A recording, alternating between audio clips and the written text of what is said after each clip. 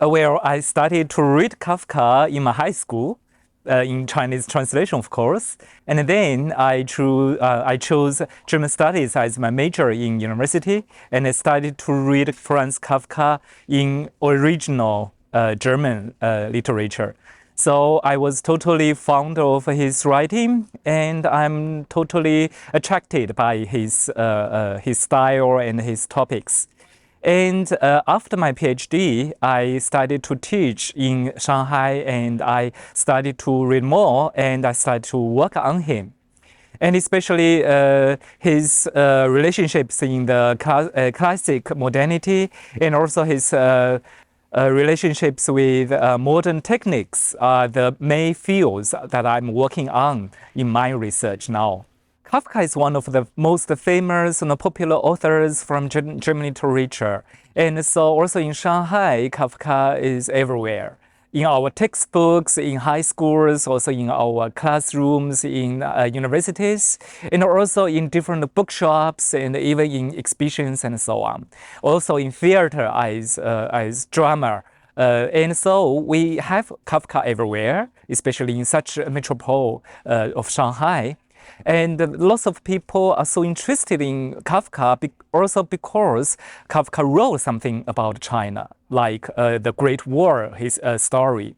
So many of them wanted to find out why he was so keen to write a story about China. And beyond that, we also have Jewish refugee in the history of the city.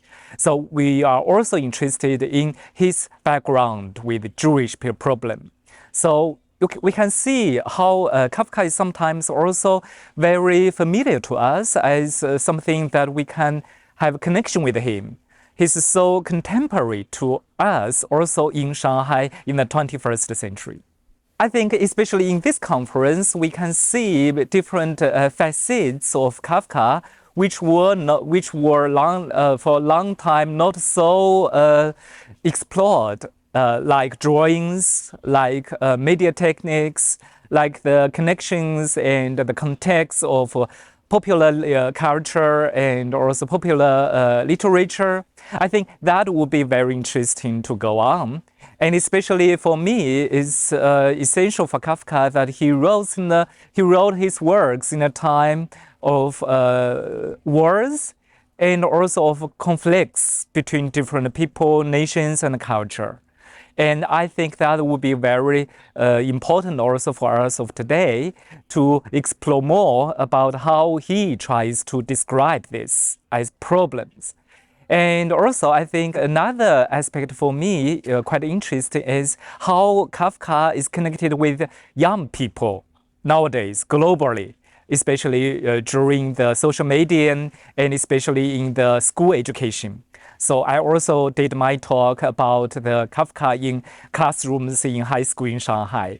I think we can also try to find out not only what Kafka wrote, how he wrote, but also how his works could be connected with our days, with our digital humanities, with our digital time and time of AI. I suppose that could be also a very important direction of Kafka studies in the future.